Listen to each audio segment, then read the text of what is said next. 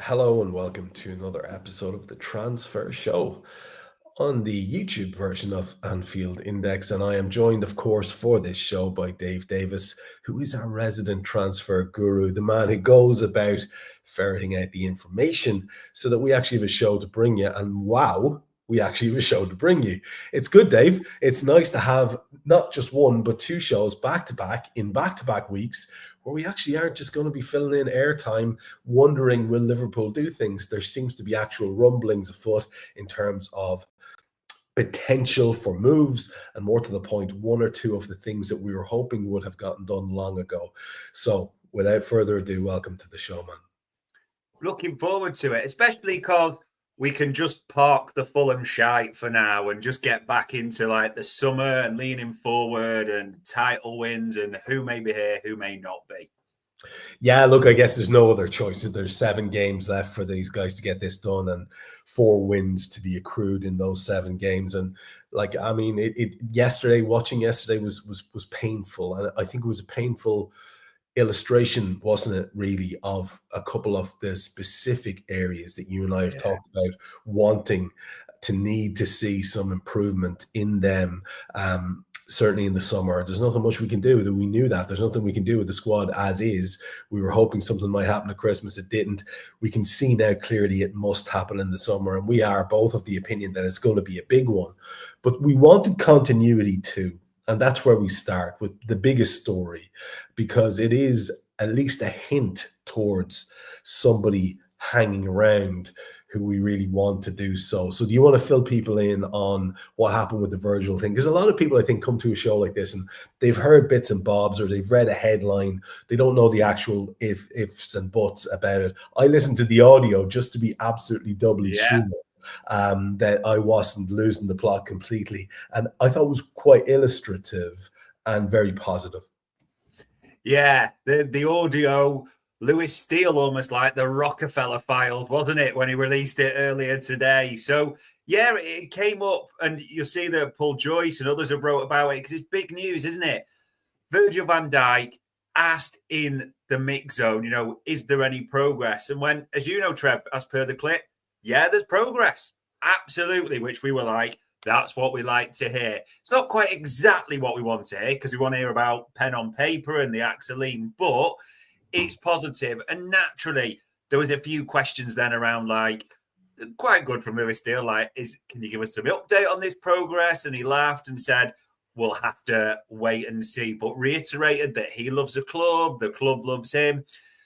And we reached out to various journalists. You could probably work out which ones that I might have discussed there. And the whole thing around Virgil van Dijk, which is important to say now, the feeling across the journalistic pack, other journalists that were in that mix zone as well, it's important to say, Trev, from his body language, his smiles, everything like that, not if, when.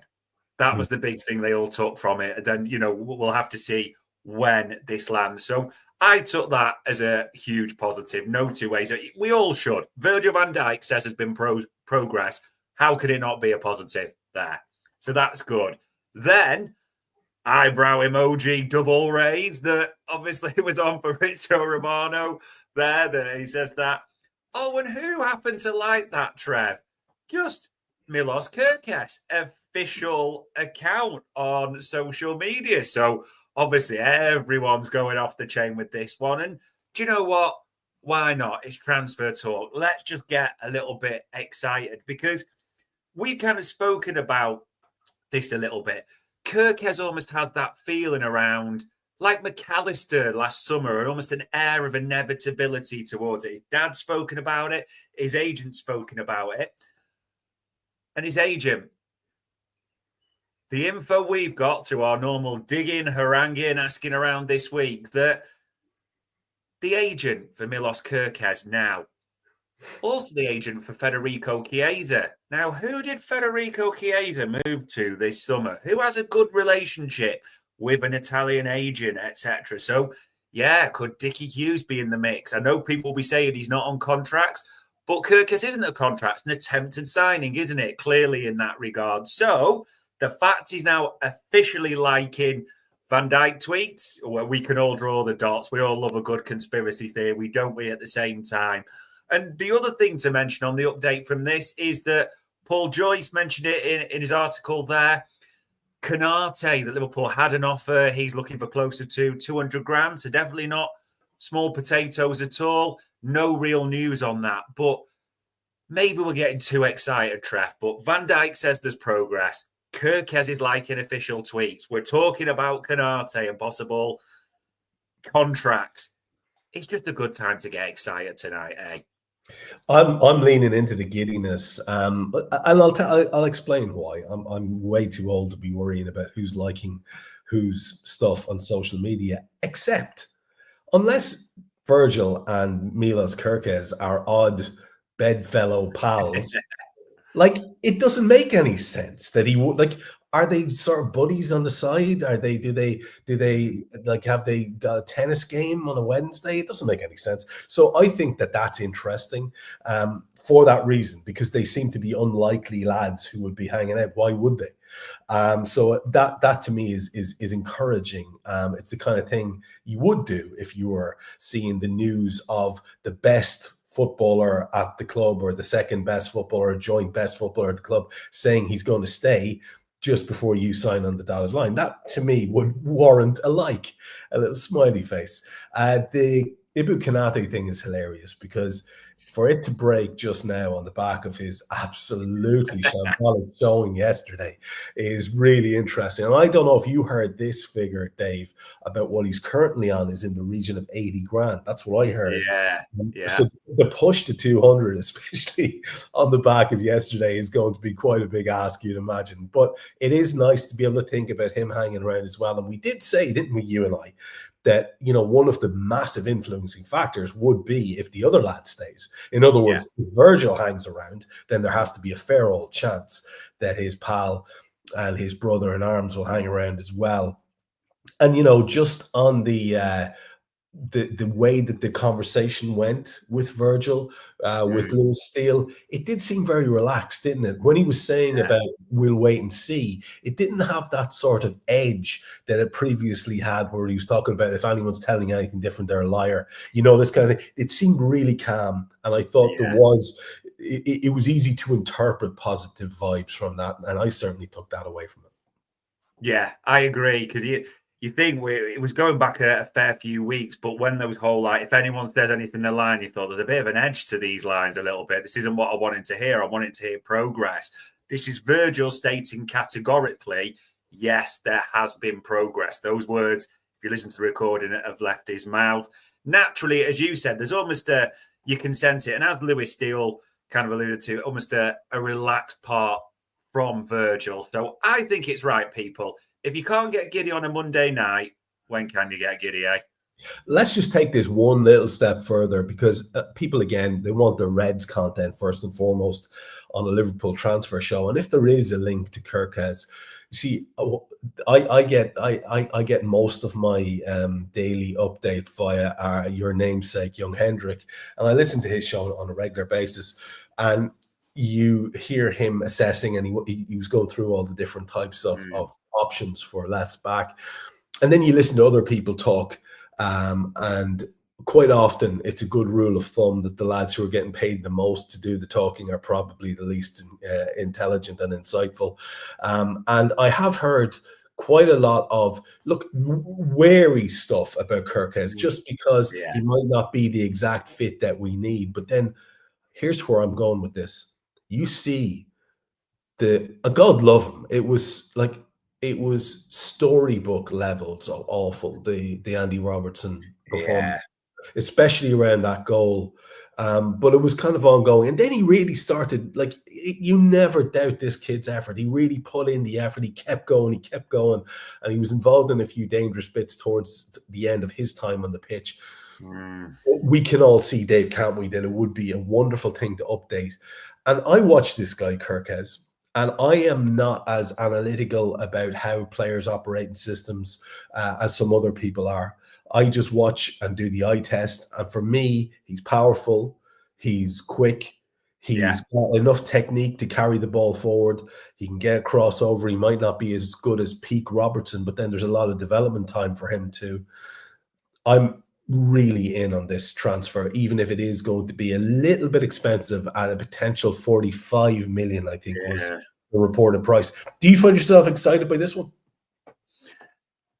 Oh, God, how not to sound like the Tory politician for like little whinging type of thing. Yes and no, a little bit, Trev. That is he an upgrade on what we've got now, which is sad to say just because of how far Robbo's fallen. Yes, I think that's a positive. Like you said, the raw attributes are there. Pace, power, aggression. Those are in the pro column, no doubts about it. There is another side, and we've analysed him on transfer market metrics, me and Bart. So we pulled a lot of his data. Not the best in the air at all. That's really got to be said. So that's something just to keep in mind. Robertson is better in the air. There is an element of rashness to his game, a little bit, I think. You know, sometimes front foot players, that can fall hand in hand. You've got to keep in mind, obviously, he's a youngster. So, you know, if he gets in Slot's hands, he could redefine him that way or refine him a little bit. And then the price is a funny one, isn't it? Because I always find it mixed. When I do transfer market metrics, I'll say it's quite high in the market. But then we'll also talk like me and you go, it's not my freaking money, is it? Do I really care that much as well? It's a little bit like that. The only thing that I think it's fair to say on price, Liverpool's record fullback, Christ, I forgot this. It was that long ago. Glenn Johnson, do you remember, Trev? 17.5 million quid from Portsmouth. That's how long we're going back. Whatever you think of Robbo and Tsimikas, good market purchases. Robbo, 8 million, unbelievable value, you know, absolutely insane value. Even Tsimikas around the 12 million mark has been good value for what you've got from him and probably what's worth now.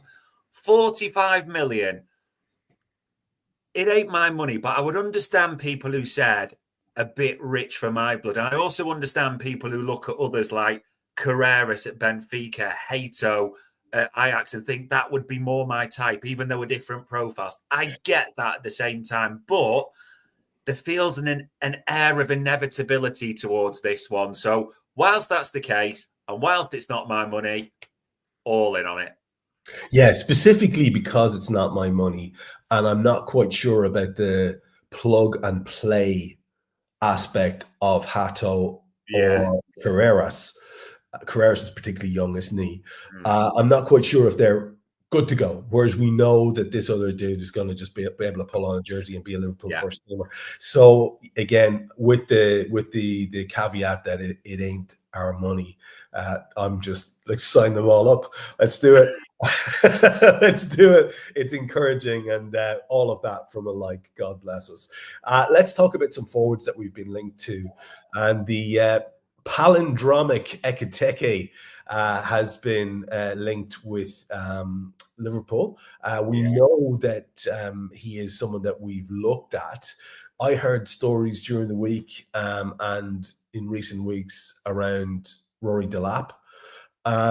And you heard a great one today of our mask-wearing friend, Victor Osimhen as well. So, I mean, this is all very, very tasty stuff. It does lean, doesn't it, heavily into the thing you and I were saying, that it does look like quite the clear out up top.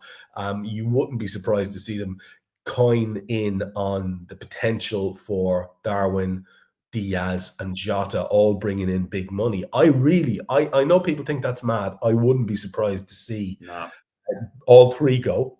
I really wouldn't. I think this is part of the bigger plan here. This kind of massive overhaul. And they would all put it this way. Jota will never have a better opportunity to get you some money. Neither will Darwin, neither will Diaz. So if that is the bottom line, I can see this happening. Talk to us about the rumors of people who are being linked with it, because at least there are a few of them, and they all seem to be of a level that we could be getting excited about. Yeah, it almost feels like since the Isaac and Alvarez ones for the big money, there's been a few come in that are maybe the price tag below, but you understand why people get excited to a certain degree. And Ekiteke, for those that watch the Bundesliga, or we did it on transfer market metrics, there is a lot to like for a young 22-year-old forward. There's real potential there. The warning comes a little bit with Ekiteke. Going to be deadly honest. there's lots of talk about when Liverpool and other Premier League clubs are interested in him. I'm just going to be dead bland, Trev, dead blatant, actually, rather than anything else. It's coming from his agent. His agent is telling all and sundry that there's interest galore, which it does not mean it's false, just to be clear, people. But, you know, sometimes agents like to drum up interest, don't they, in their clients and create things that maybe aren't there, which also Liverpool don't like. We don't like getting in bidding wars. We don't like, you know, big public. It's not how we operate. We have to be honest about that. So if you like Ekitike, and I think he's a very good player, you know, there's a real potential, there is a note of caution from the agent. That's the first one to say. The second one on the screen, Liam Delap. Now, Liam Delap has, I think he's hit 12 goals for Ipswich. So some will just go, not good enough, no chance, blah, blah, blah, rule him out, etc. Doing some real digging on this, Trev, this is a proper nerd one. The nerds really like the raw attributes of this fella. And the info that we've got is a powerful runner, Trev. A really powerful, as we've seen with the eye test, a really strong, powerful runner. The other thing we got from the analyst is a player with the ability to occupy 3 defenders on his own at the same time. Also, his shooting is okay, as they say, but he does a lot of his shots in between the sticks in the right area. And with a bit of refinement, a lot to like. So that was the first sort of point that Liverpool have been interested in watching the player. The second big thing that's come out is literally, it's almost like the Vince McMahon meme where they were like, oh, a player that can occupy 3, all this. And then it came out, Liam Delap's got a 40 million release clause. And I guarantee you, abacuses and spirit levels were being balanced everywhere you can imagine in that sort of nerd war room in that regard. Because 40 million, homegrown as well, for that age. It's one of those that I just think it won't be the sexiest for a lot of people, but I am definitely not going to dismiss it at all because of that info we've got. So Liam Delap, keeping it. I mean, let's be honest, if it's not us, he's going to a better Premier League team than Ipswich, isn't he? He's staying in the Premier League. He's too good, 40 million quid. And then the third one, Victor Osimhen. And people will just go straight away, attitude, injuries, forget it. You're talking, whoosh, forget it. This has been written about by a few people, just to be clear. When Darwin was on the verge of moving across to Saudi, right, at the end of January, Liverpool was seriously lining up Victor Osimhen on loan. And Victor Osimhen on loan, because people will go, our wages, 500 grand a week, he asked for Chelsea. He was going to fit within our wage structure is the info that we've got, not like stupid demands. Now, from this summer, he's got a year left to go on that Napoli deal. Napoli want him gone. They're not interested in keeping him around. He wants to leave Napoli. There is a lot of suitors. Now, the fact that we looked at him in January, yes, it would have been a loan. So less risk, try before you buy type of thing and all that. But you just wonder, strikers are coming at different levels. The one thing no one can debate whatsoever about Victor Osimhen is his goal machine. You can talk, oh, it was Turkey. It's a goal machine. The facts just prove that. All his metrics are in like the 99th percentile for all the putting the ball in the back of the net, the aerial side as well. Yes, he's a bit different, but Trev, I'll put to you this way. If they're prepared to spend 120 million on Alexander Isak, who has injury questions, why wouldn't you be prepared to spend 60 million quid on Victor Osimhen, who plays about the same minutes in that regard? And also a little bit older. I get that. Will be 27 in December, but he's a goal machine. And goal machines forgive a variety of sins, don't they? Whatever your team's like, if you've got someone who just bangs in the goals all the time, it changes so much. So the forward options at the moment, you throw those in with Isak, Alvarez, Ekitike, Delap, João Pedro's been linked, Kuna, Osimhen. Forward's the sexy area and the sexy names. And do you know what? If I wasn't giddy 18 minutes ago, I'm giddy now. And rightfully so. Because I agree with you. There's the top tier Julian Alvarez, I think, is possibly top of most people's. A lot of people will really like Isak, but don't believe it's possible at the money that Newcastle will want to charge. But if we take ourselves out of the league of spending big in that way, if we got a situation, Dave, and bear with me here, where two of these guys come in that we've just mentioned, I was just looking at the figures for Ekitike, and he's with Frankfurt now. I think he's been for the last little while 4-14 last season, 13-27 so far this season. Not bad. Liam Delap, and he's 22, and I think Delap is 22 as well. Liam Delap's numbers just in the last couple of seasons, he had a loan at Stoke in 22-23 where he scored 3 in 22. He went to Preston North End, then he had another loan where he scored 1 in 15. He had a loan at Hull City last season, 8 in 31, and this season he's got 12 in the Premier League for Ipswich Town in a team that's pretty bad. Yeah. So I think that stands to him.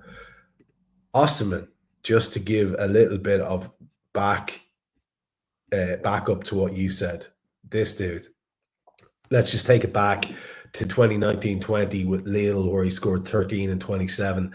He then got 65 and 108 for Napoli, which is top tier, and 20 so far for Galatasaray out of 23. These are super numbers, man. And do you see a situation where we could end up with a combination of those two, given the fact that there is a high likelihood that a lot of our own high-profile forwards will fetch in quite a bit of money for the club? It is. I think, like you said, to almost take it right back to the start, it all comes down to who departs, doesn't it? Because we all know everyone can see Núñez is going, so there's going to be one vacancy. Like, that's absolutely no doubt at all. Diaz, as we've talked about, and we'll talk about again with even an update now, you wouldn't put any serious money on him being at Anfield next season. And I know people will then be saying it's got to be a left-sided attacker, and I get that. That's possible. Jota's really the question mark, because if you are going to get money for him, as you said, it's now or never, isn't it, really, if you're going to get any money at all. If they're happy with Jota, and if Jota's happy being almost he'll feel like you get the billing that Jota's almost going to be the 5th choice attacker next season, aren't you? Like, you'll play a certain minutes, you'll come in, but we can't rely on you. So you are relegated to 5th choice forward that way. I just wonder, I wouldn't dismiss it, but it'll all depend how many depart from the forward line this summer.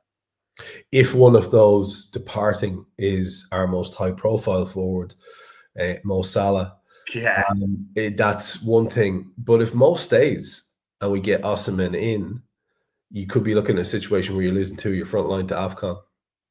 And that's on a very regular basis, as we know. And that is something that's worth considering too.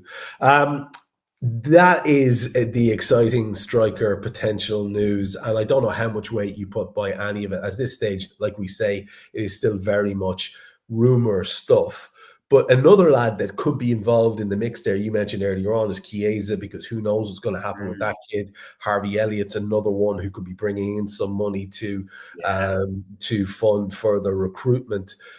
We know that one guy who is very liked by other clubs, even if it's not necessarily Liverpool Football Club, is Endo. And, I think a lot of us were watching that yesterday and thinking, is there ever going to be a better opportunity for that guy to come in and play a game and do the thing that we clearly needed done, which was a bit of help for our two weirdly malfunctioning centre halves and sort of absentee fullbacks? If you're ever going to get a game doing a bit of mopping up and helping out in a defensive midfield role, it's yesterday, not a sniff. I think it's sad, but I think we could be seeing the end of Endo. With that in mind, are there any viable links for that guy in terms of movement away from the club? Yeah, I mean, how can you not love Endo, and just the fact that when the gum shield goes in and he comes on and he locks it down for the 15, 20 minutes, however he gets. But Ultimately, yeah. I mean, it's on the screen there. Eintracht Frankfurt have been linked with Endo, so people will make links to Ekatike and part of that deal. But genuinely just inquiring around and, as much as we do asking, interest, Endo, God, yeah. Multiple countries, multiple teams in that regard. Not of the level of Liverpool for obvious reasons, but there's a sadness as I say this. I am now really struggling to see Endo at Liverpool next season for a combination of factors. That Arne Slot clearly doesn't fancy him. Yes, his attitude's fantastic, but even with a fantastic attitude that Arne Slot calls out, still doesn't play him at all. So that tells you everything you need to know. And there are clubs all over Europe looking at Endo. Absolutely would love to have him in their ranks. So he won't be short of a suitors. He won't be short of a move. And I actually said, genuinely like you, I say it's a little bit of sadness. I'm really struggling to see Endo at Liverpool next season for all those reasons. Now, before we finish with whatever it is we've heard about Salah, who's the other big contract thing, because I think we've all made our peace with a certain local lad being on his bike to that lot in Madrid. Let's just talk about the midfield. It was a very dispiriting sight yesterday. You had fellas who we know to be of high quality, like Dom Szoboszlai, like Ryan Gravenberch, having poor games. Mac had a decent game, a great goal. But again, we are clearly lacking in the position that Endo fills there. I say it every show, and I keep saying it because I honestly think that people try to gaslight you about defensive midfielders and Liverpool. One of them seems to be one of the most high-profile reporters. And that story that broke during the week about how it's not a priority. When I said something, quoting that and saying, well, I got a lot of people saying, well, in fairness, it's not really a priority. But it is a priority. It has been a glaringly obvious, screeching priority of the club for years. And people seem to have gotten themselves into a mindset where they have been told relentlessly that Gravenberch is the solution. Yeah. Well, what question are they asking that he's the solution to? Because it ain't who's a good lad to play defensive midfield. Because Matt can't do that either, and neither can Dom. And Curtis can't do it either. None of them are designed that way. It seems incredibly odd to me that people are allowing themselves to be sort of, like I say, completely gaslit by the presentation of the facts by the people in the know. I refuse to be bullied like that. I've seen my club chase people with their tongues out summer after summer. So it seems odd to me that someone is coming out at the level Ornstein is, who's supposed to have all this information, and putting that out there, if it's not, again, more of this dreaded briefing shit from the club. And that makes me kind of queasy inside, I'll be honest with you, Dave. It's not a good look for people who have been actually watching the games and understanding how that midfield unit works. Yeah. It came from, for those who didn't see it, David Ornstein started doing it, his Q&A, and he was asked directly, any Liverpool links to any midfielders, what have you heard, anything floating around? And he was quite distinct in the answer, like you said, I know you retweeted it, Trev, that doesn't seem to be the department at the top of their priority list, and you can understand why, which a lot of people don't want to hear, and understandably. Zubamende was viewed as the market opportunity, quote unquote, and when that didn't come to fruition, they didn't pivot towards another target. And he mentions that you look at Gravenberch's outstanding season, Endo's contributions, McAllister, Curtis Jones shining when called upon. It is interesting. Me and David Lynch, because we did Media Matters early, we disagree on this, because he actually said, yeah, I think that you would want someone in, but it's not a priority. Here's how I stand on it. I think it's quite simple for me. He only trusts 4 of them for a start. Let's be clear on that. He only trusts 4 midfielders. There's indefatigable evidence to that, isn't there? The minutes, the stats. He trusts 4 of them. Let's be clear. Those 4 are being run into the... Curtis had injuries, yeah, but we keep talking about Gravenberch, fatigue. The others are being worked so hard. They look tired. They look fatigued, whatever you want to call it. That's been a factor. We've said that, especially when we watched the dip in Gravenberch's performance. Everyone's seen that. We've also, Trev, people ignore this factor. We've got extremely lucky. Maybe it's got to give credit to the S&C team, Ruben Peters, but none of those have got injuries, which has been good, fortunate, whatever adjective you want to use. But imagine if one of those had got injuries. Slot would be using a midfielder he doesn't trust. That's just there. The evidence is there. You would want another midfielder in so he can rotate a bit more. I understand that you don't want Morton. You don't trust Endo. You don't really trust Harvey. I get all that. My worry is with this line and the way they see it, we've had names that we've been thinking about, Trev. We've been thinking like, send me a Carlos Baleba. Give us that physicality. Give me an Adam Wharton in there, young, left-footed, progresses it brilliantly. That. Even maybe give me a Kamara at Aston Villa with 2 years left to go. Those sort of signings can really move the needle. Because, by the way, this has been a bit of a problem for us for, about 4 years since Jurgen Klopp's tried to place Fabinho and all those. I am just slightly concerned. I suspect a midfielder will come in. I want to be clear on that. I do suspect people will go and a midfielder will come in. I just think it's going to be maybe the right phrase is a development midfielder, a junior midfielder, if you want to call it that. One who's probably set a target of something like 1,000 minutes, a bit of rotational. Definitely not like the level of the players we've just named who would cost a bit of a pretty penny at the same time. You can't deny that. But I don't like this story. I don't like the briefing, but there's no smoke without fire, and there's too many saying it at the same time. I feel like we can get away with the current midfield setup if we have two centre halves at their absolute peak. If we get Ali back, you and I both have thoughts about what Ali's going to be doing next season because of the situation with the incoming goalkeeper. And I think both of us are fairly certain that it might be quite a shocking thing that's about to happen there with Ali as well. But if we've recruited two very effective fullbacks who are good defensively, then perhaps we can work our way around that, and that system can work, and you can fine tune it, and who's going to drop and who goes forward. But again, why did we spend the summer chasing Caicedo, Tchouameni, the lad from Palace? Why do we care about this? If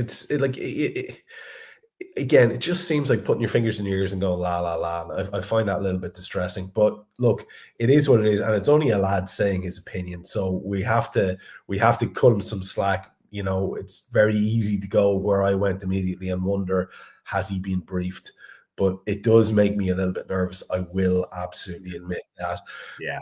The last story that we want to talk about in relation to Liverpool, we've had the very obvious chat with Virgil, where Virgil made some noises and we can all get excited about it, and there's likes and all sorts of stories that can spin off from that. With Salah, who, God love him, has been starved of the football in the last few matches, and also not registered a goal or assist now in quite a while, for this kid. It's remarkable. We all want to see him put that season of unrivaled numbers up. Yeah. It's got to start happening again soon, quickly. Have we heard anything in relation to Mo's contract? Because I did hear a rumor, Dave, in one of those things that you hear from a fella who knows a fella, but they're not worth the breath that they're spoken with most of the time. And people mean well, but they actually don't have a fucking clue, really. So I was just wondering, what have you heard in relation to the Salah contract? There's always something with Salah's contract. I mean, he's pictured down the Albert Dock, and it turns out to be an AXA advert, and we get excited with that. There's plenty of suggestions that it's close, and we had the whole stories coming from Egypt, didn't we? And various journalists there. So we thought, right, local, that's positive, like it quite often can be. So you'd hope there, but you're not really hearing any more. And then even today, you're hearing more about Salah, Liverpool, it's close to it and all this.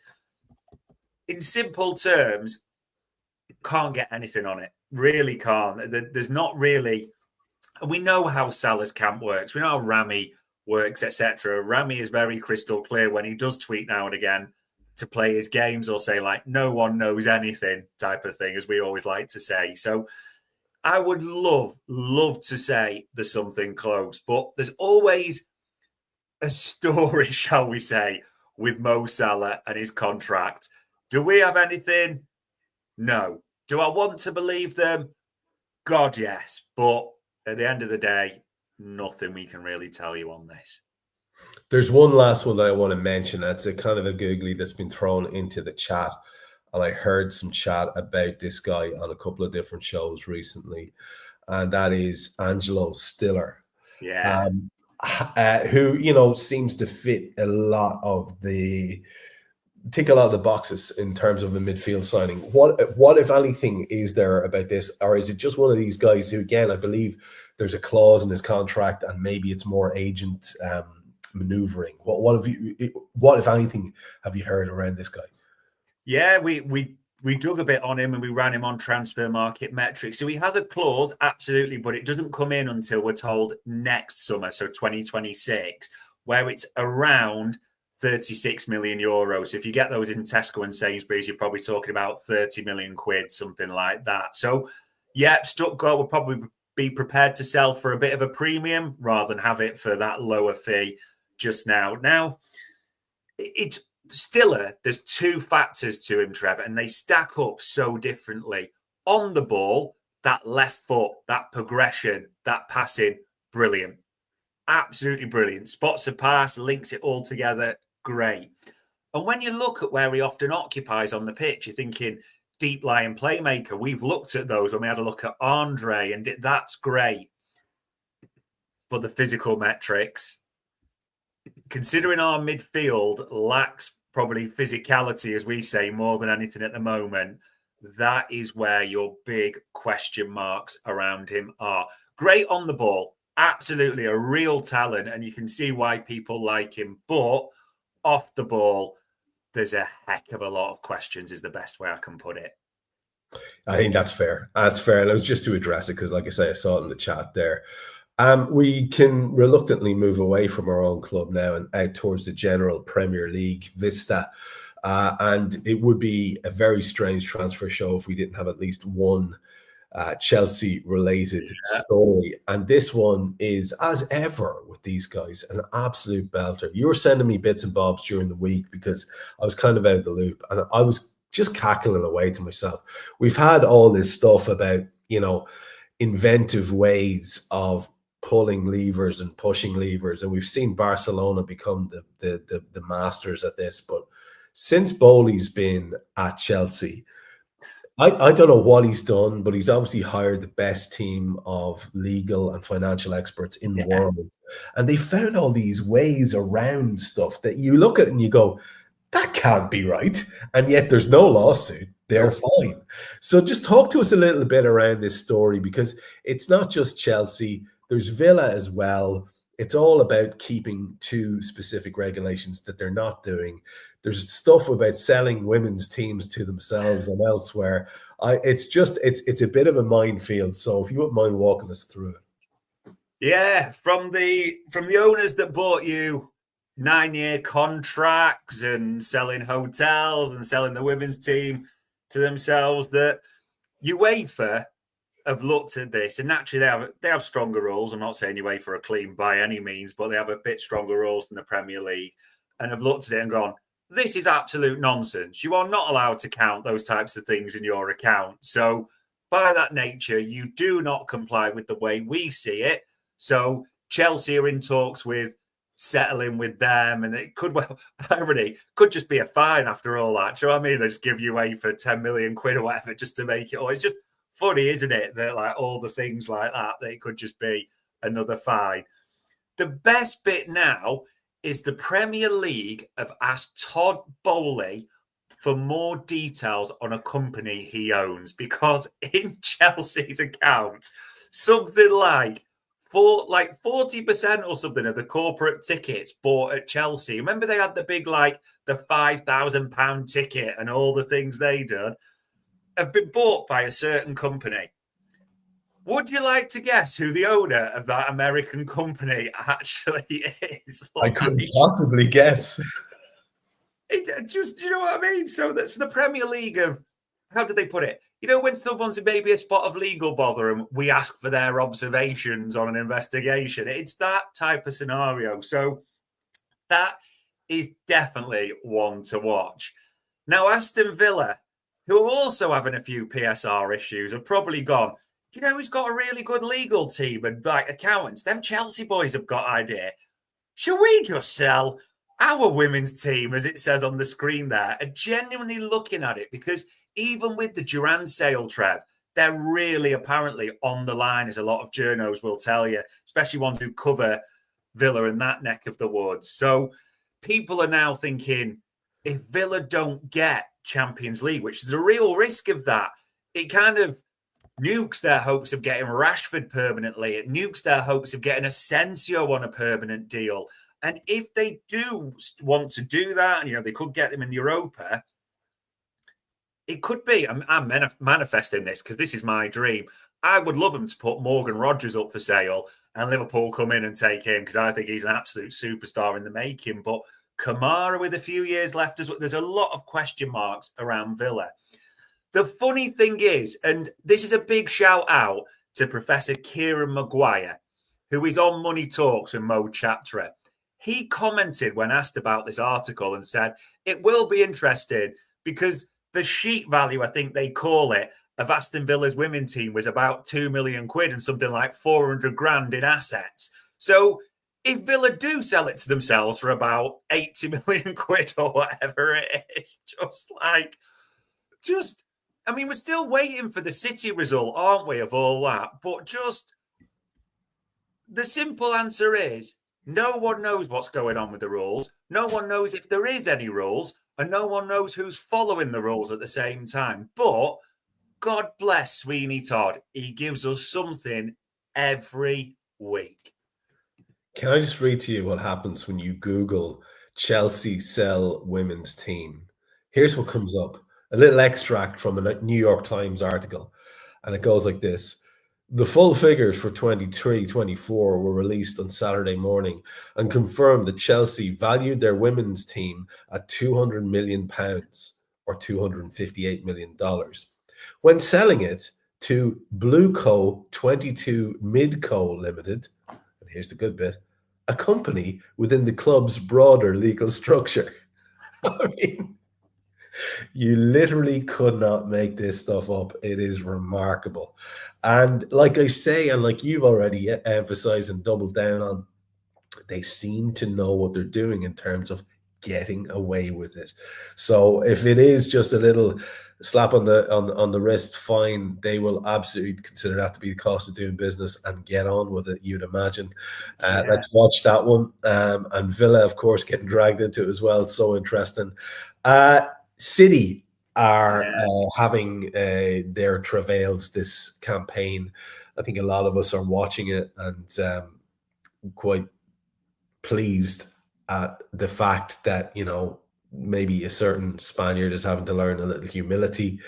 But there was a universal reaction of, hey, great to see you. You've been one of my favorite players. Thanks for all you've contributed, from Liverpool fans. When Kevin De Bruyne said that he was going to hang up his boots at City and move on at the end of this campaign. That is a really interesting angle in and of itself, and it shows a very well-liked football. I wonder how many would do that for Salah, who's I would say, if anything, an overtly nicer lad. I'm wondering what it is that De Bruyne does that allows so many people to be so fond of him. That's one thing. But they will have to replace Kevin De Bruyne, and there is a very high-profile German lad who's being linked with them. So tell us this story. Yeah, De Bruyne does the whole message, doesn't he? Like, blah, blah, blah.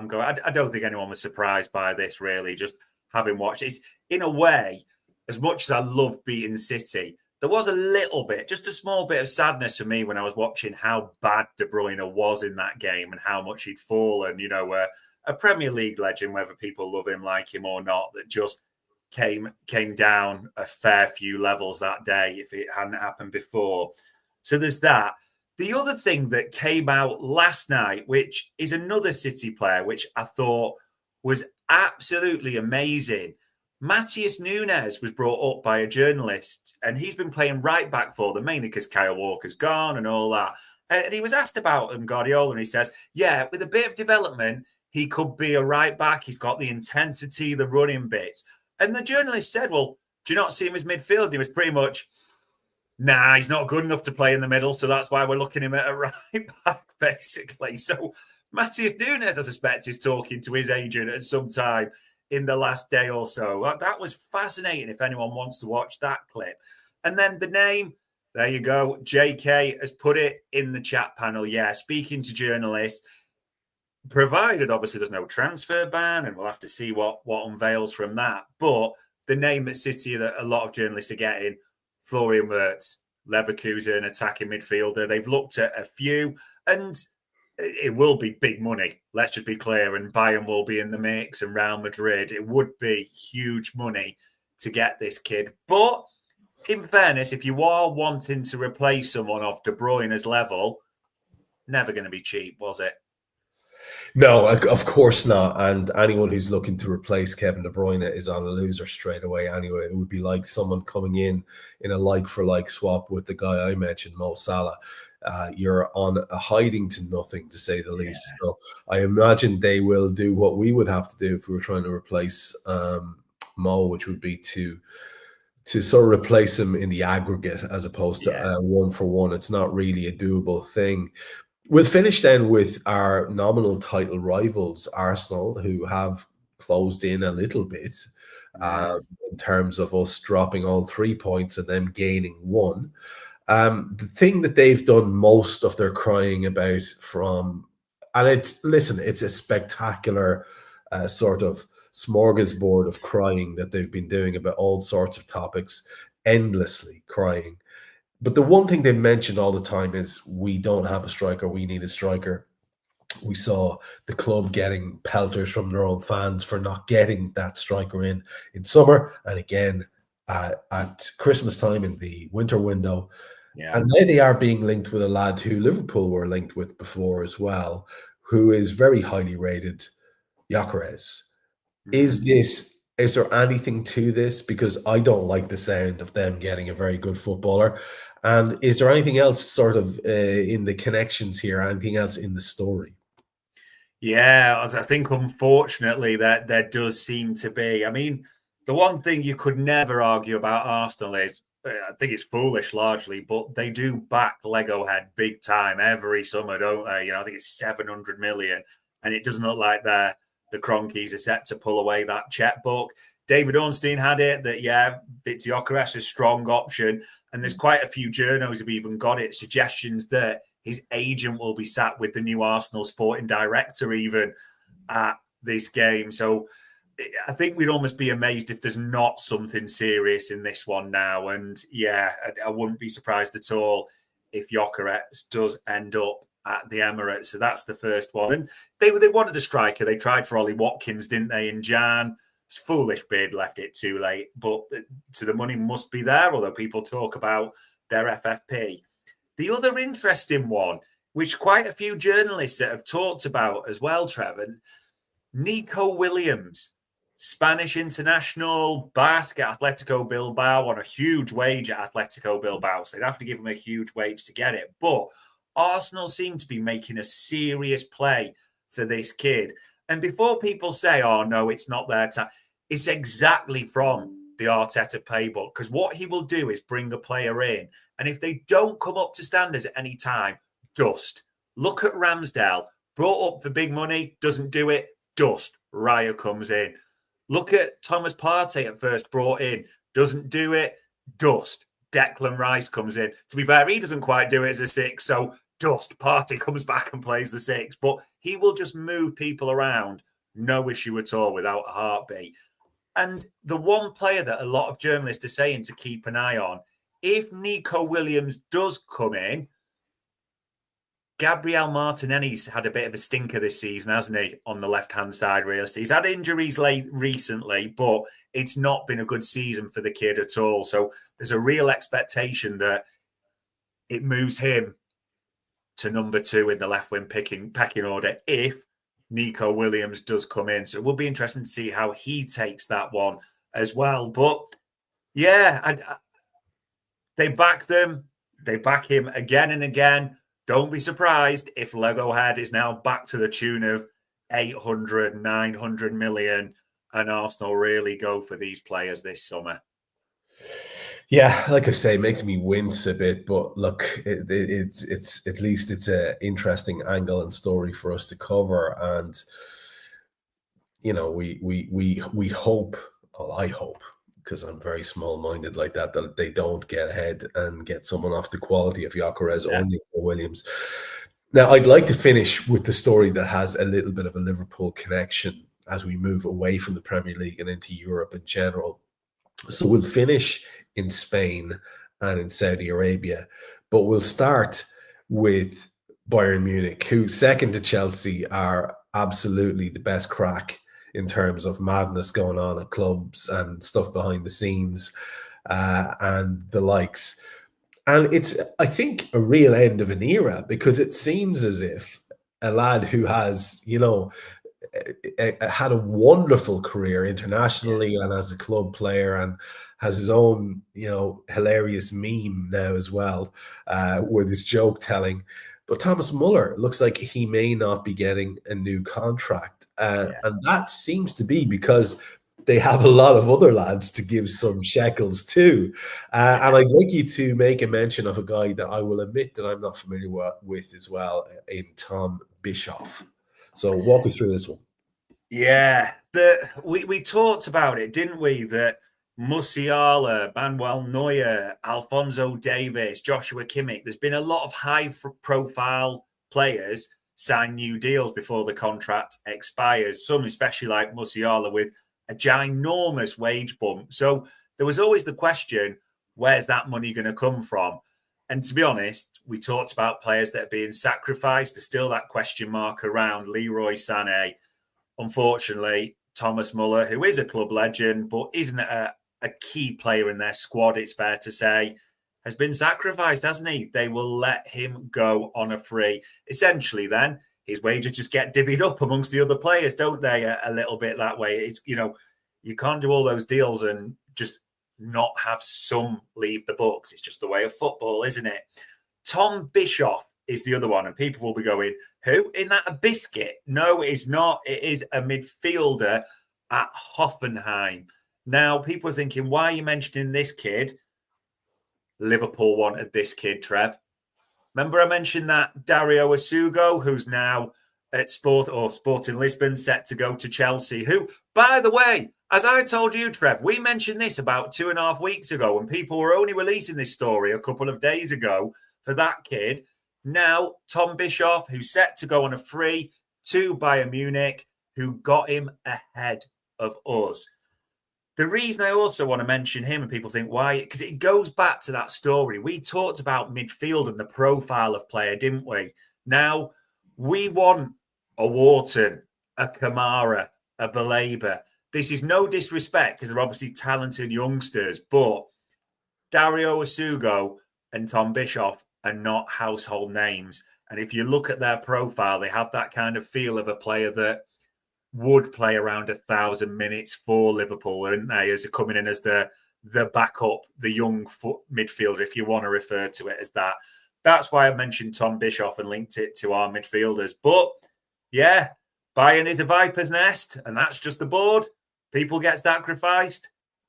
Thomas Muller joins the heap, I'm afraid. Yeah, even Thomas will bite the dust at that club. I want to just say something really quickly here, because you're too modest to say it, and we'll have occasional conversations where you'll be frustratedly pointing out stories that are breaking days, weeks, once even a full month after you'd had it on the show.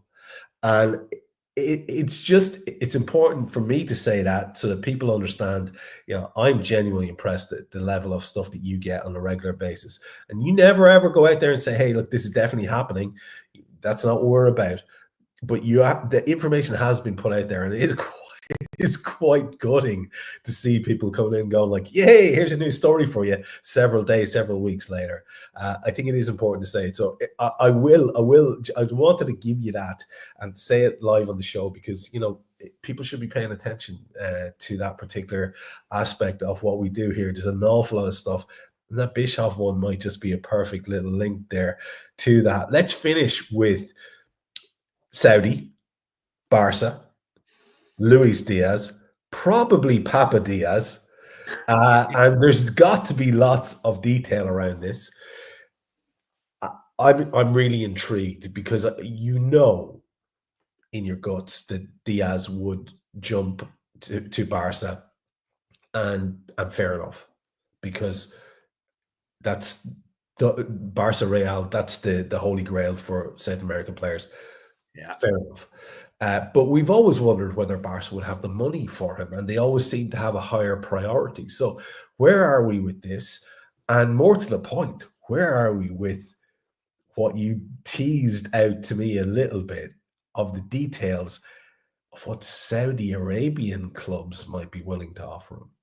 Yeah, this...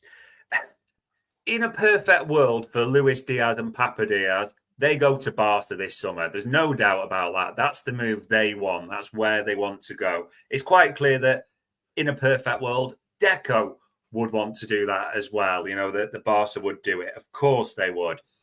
However, I mean, for all the levers, the borrowing, all the things that are going on, I mean, they're still currently locked in this legal dispute over Pau Victor and Dani Olmo, aren't they? And registering them, deregistering. You see Laporta, as we said last week, on Barca TV, like literally wagging the document, like getting passionate, saying, well, they're trying to get us. And as the quote says there on the screen for those that can't see it, the recent statement from La Liga is an attempt to destabilize Barcelona. I'm pretty sure the 27 levers played a part in that, but we'll park that for now.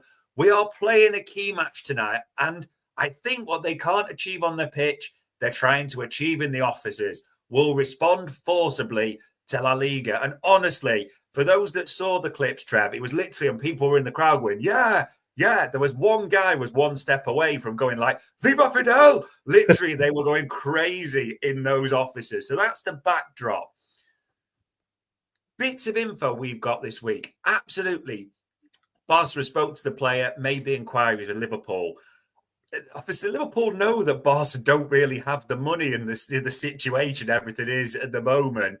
Liverpool said to Barcelona, and I've seen the name Ronald Araujo linked, the centre-half, the Uruguayan. That isn't the name to keep an eye on. There's not much chance of this, my heart of hearts, but Liverpool have said to Barcelona, do you know what then? Give us Ferman Lopez. That young superstar who's like kicking it up in midfield, attacking midfielder. Absolute like sensational player. We ran him tonight on Transfer Market Metrics and insane how good that kid is. So obviously Barca then go, okay, we want a 28-year-old winger, but we don't really want to trade one of our 21-year-old prized possessions in that regard as well. So that really... the chances of Luis Diaz going to Barcelona diminish, it seems, every day at the moment for me, unless something changes. And listen, there's always a lever to be found, so we're not going to dismiss it completely, but just the odds come in. Then the bits of info we got today that I was kind of teasing towards you. Saudi have always kept contact with the Diaz camp. Saudi looked in Jan, as Romano even said today, yeah, they're still talking. It's known. Trev, the figures they're talking to Luis Diaz, we're talking over more than 300 grand a week for a deal. We're talking like 8-figure signing on fee. Do you know what I mean? And people wonder, why have negotiations with Liverpool gone quiet? Now, obviously, we're not in the Liverpool offices, but can you imagine when the representative of Luis Diaz probably spoke to Liverpool and went, would you match this or come close to it? You can imagine, like, what reaction Michael Edwards, Richard Hughes, whoever it was, probably Julia Ward on contract, gave back. Like, give you 300 grand a week plus with your output. It's just a non-starter. So if I had to bet right now, there'll be more nonsense played out with Barcelona. It just won't happen because they can't afford it. And people will feel a little bit sorry for Luis Diaz and go, oh, we'll just have to take that 300 grand plus a week at Saudi and live in Bahrain and have a big mansion, and Papa Diaz can have all his parties. But yeah, really, from all the info we've got, I am now almost at the point where I would be a little gobsmacked if Luis Diaz is a Liverpool player next season. And just before we finish, the one detail that's missing from these stories that I've heard as well with the connections to Saudi Arabia are A, which club, and B, what are they going to pay Liverpool? Because it's all very well hearing about Luis having, generational wealth and all the rest of it, but all we give a crap about, bottom line, is what we can get for the player. As you said, if we can get someone in who has a higher turnover in terms of goals and assists, it's a simple exchange to be made. But it will need funding. So have we heard anything by way of rumors of what the transfer fee might be? All we've said, and we said it for a while, is, and again, people have ignored this, Michael Edwards is the one on that Saudi relationship. Ever since the Darwin Núñez situation in January, it's all about that is Michael Edwards, and he's dealing with that negotiation relationship, however you wish to phrase it. Now, is there a beautiful world in the summer where the first transfer window one opens on the 1st of June and Michael Edwards has done some sort of amazing deal where, whether you love him or not, Darwin Núñez and Luis Diaz could be heading to that Saudi team, wherever it would be, in line with the Club World Cup? I wouldn't dismiss that at all. And actually, for all we've talked about with the suits, the way people see FSG, the one thing that was done well last summer, apart from recruiting Arne Slot, Trev, you have to be honest, we did some good selling, didn't we?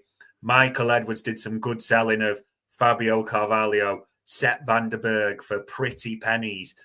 Can you imagine? This could really be, I hope we're almost next summer going, Edwards is back, baby, as a massive ruck of cash comes into our account for Darwin Núñez and Luis Diaz. I mean, I know the original question, which I never really answered, would be what fee?